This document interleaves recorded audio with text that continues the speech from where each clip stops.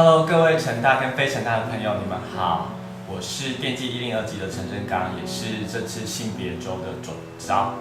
那为什么我们社团图拉库社会诞生出这次的性别周呢？主要是因为现任的社长小辉，他那时候就递给我一份企划书，然后就问我说，愿不愿意去接这个性别周的总召。那后来我就接下来了，然后也跟社团内的干部群就是去讨论里面的一些细项。最后就诞生出来，你们就是现在看到的这个性别周。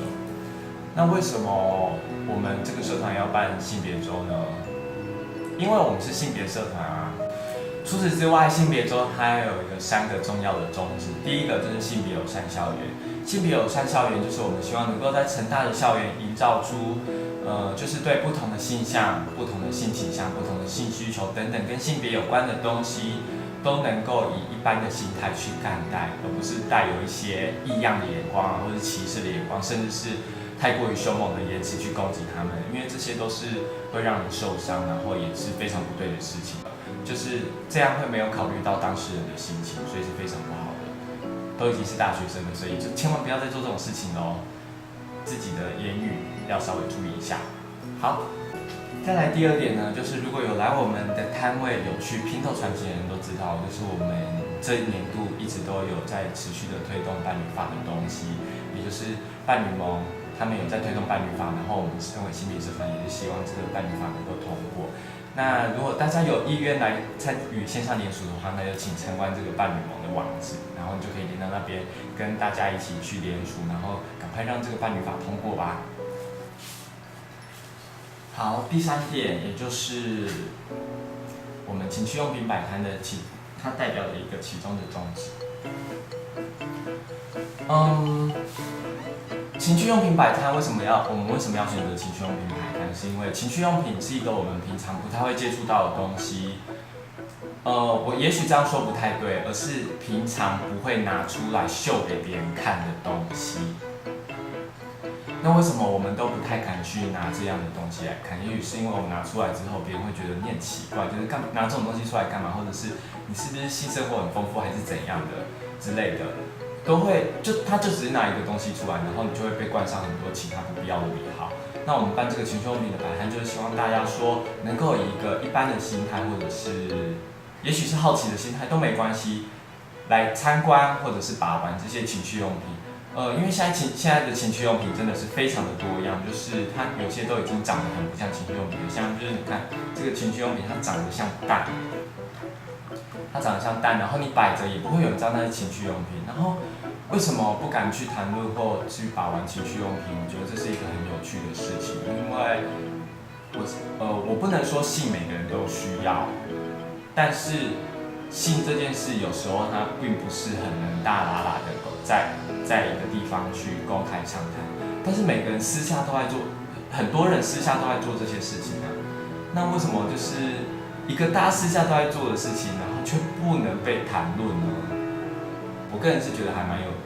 意思的。但是这边并不是要鼓吹说大家就一定要成为一个非常性开放的人或者怎样，因为我觉得每个人都有他自己的选择，有些人想要选择比较保守的自己，有些人想要选择开放自己。有时候有些人他也是可以开放与保守兼具的，每个人都有很多不同的面向，然后你不能因为说你自己站在什么样的立场，就攻击说啊保守的人这是非常古板，他们活在以前的世界，或者是开放的人这些人就是非常的不爱自己之类，那都是不对的，因为每个人都有每个人自己的选择，你应该要去尊重每个人的需求，每个人的选择，然后不因为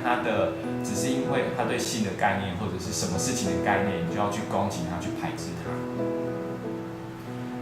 其实，在这件事，在我们情趣用品摆摊的时候，也发生很多有趣的事情。比方说，像是我们有遭到家长的投诉，说怎么可以在成大校园摆放情趣用品呢？他说他觉得情趣用品不是怎样的东西，可是你摆放在学校，叫他跟他的小孩情何以堪？然后，署名是一位痛心疾首的爸爸。对，那老实说，就我自己个人的经验来讲。我其实不太知道让小孩子提早知道性会发生什么样的事情，但是如果以我自己来讲的话，像我在小3、小4的时候，我就曾经在我亲戚家转台转到过 A 片，对，那转到 A 片之后，其实我看不太懂，因为马赛克很多，然后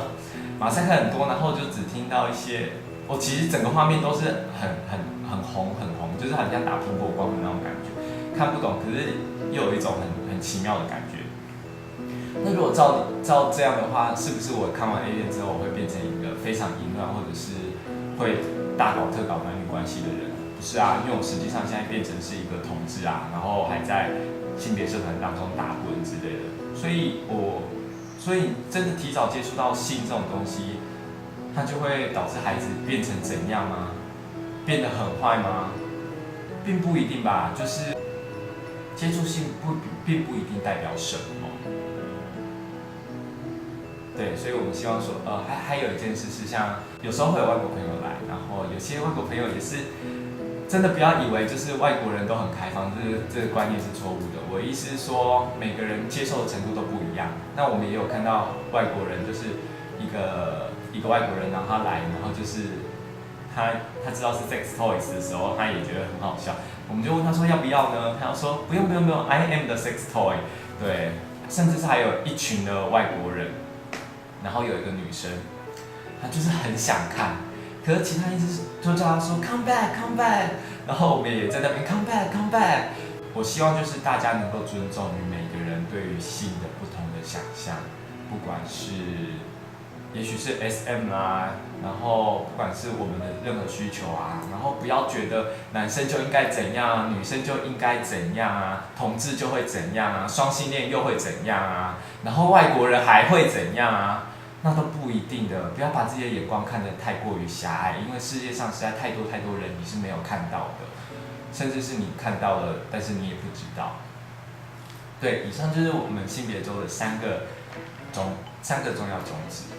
好的，接下来就是性别周成功结束需要感谢的人。那我第一个还是要先感谢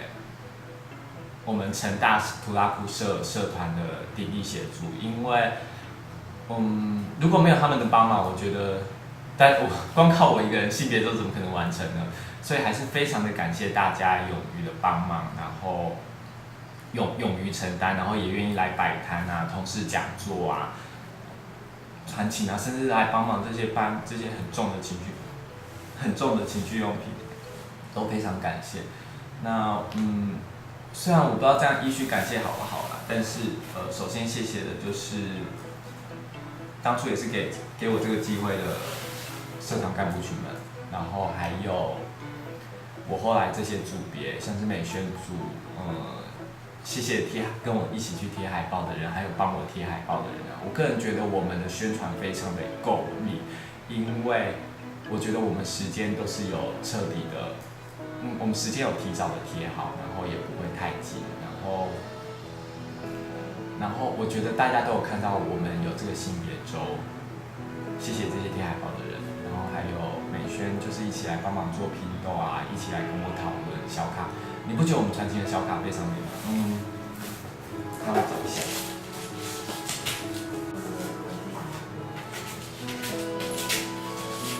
你看我们的传情小卡长得是这样。然后背面是这样。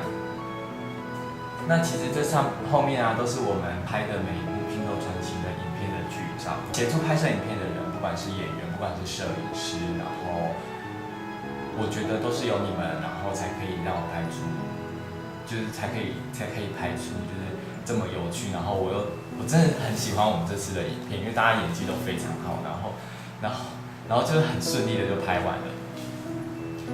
那美宣组也谢谢你们来帮我做拼豆，就是拼豆真的是非常耗时的一件功夫啊。对，尤其又有客制化的东西，然后又要压又要上漆啊什么的，都是辛苦你们了。好，美宣组完了，那再来就是我们的摆摊组，我真的非常对不起你们，因为这是我第一次接总召，然后所以我也没有考虑到很多。那时候我也不知道天气会如此的炎热，像我自己也开始有一点小脱皮。那可是有些人待的比我更久，那他们都已经就是晒红，然后又晒黑，甚至是有些都晒伤。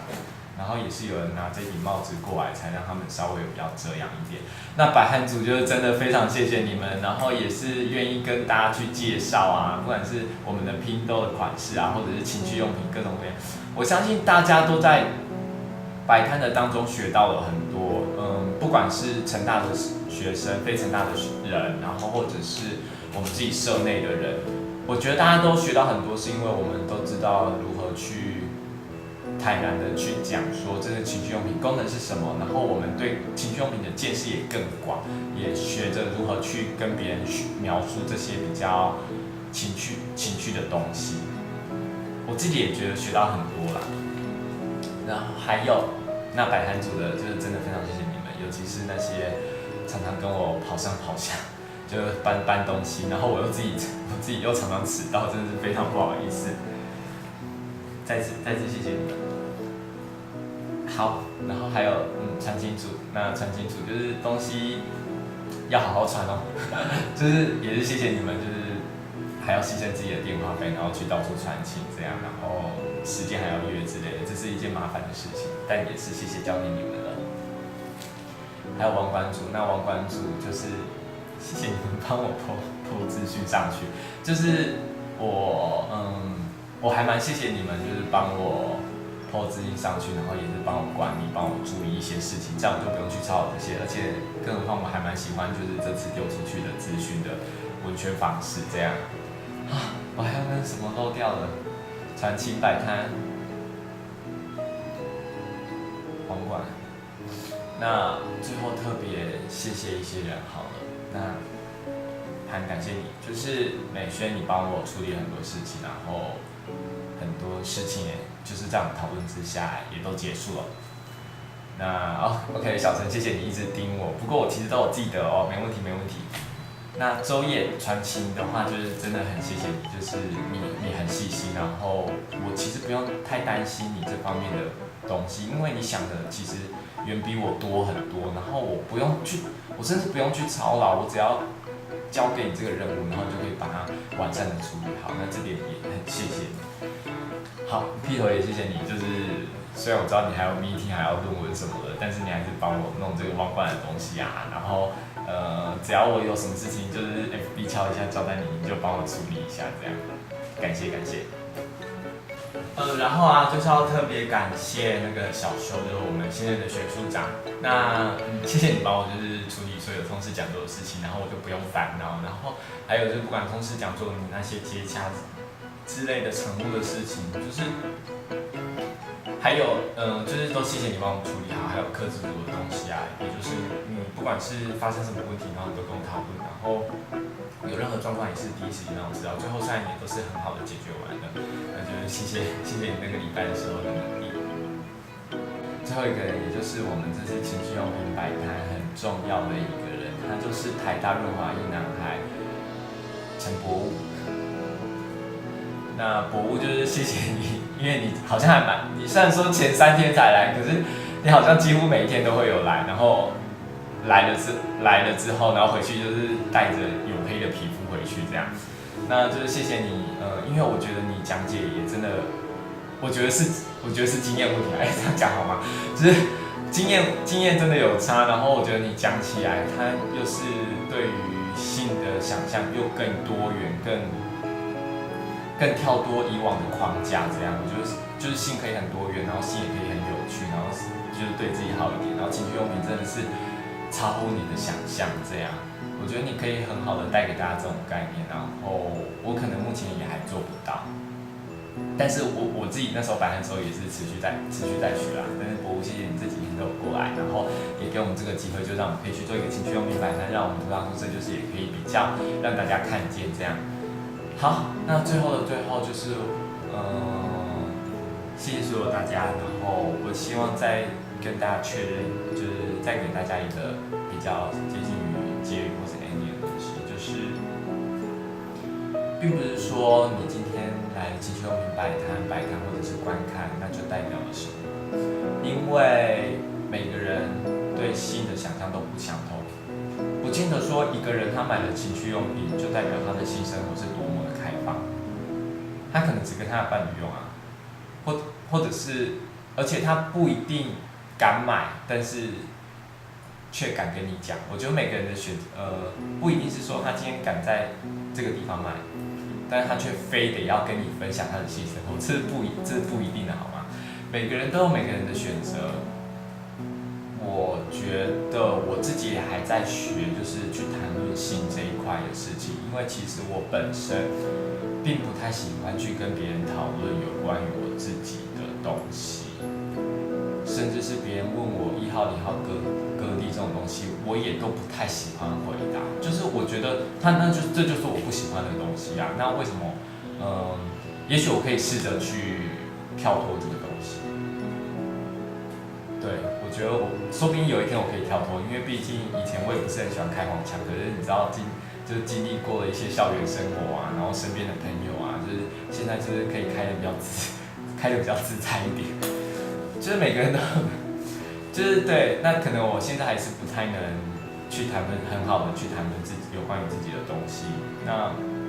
我觉得这就是我一个选择，也许我就是不想谈论。那我觉得大家不应该觉得说这又没什么大不了的，或者是怎样，因为我们每个人都要给每个人就是保留还有尊重的空间。就像我刚刚先前讲的，不管是你是开放派啊，或者是保守派，或者是开放与保守兼具的啊，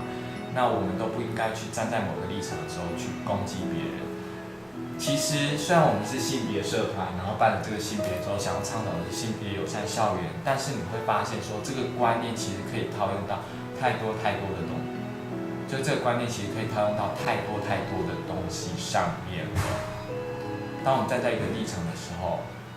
不应该因为另外一个人立场跟我们不同而去攻击他。他并没有伤害到你。他今天没有强盗、杀人，然后放火什么之类的，他在没有伤害到任何人的状况下，我觉得，对，我不认同你的发言，但是我尊重你发言的权利。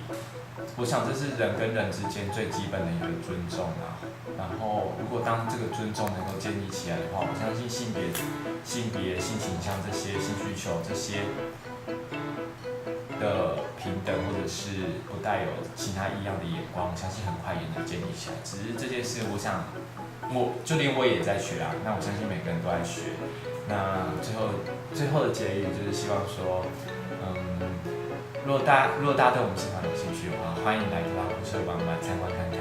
然后我们也希望说，在这个社团，在这个成大校园，在这个台湾的每一个人，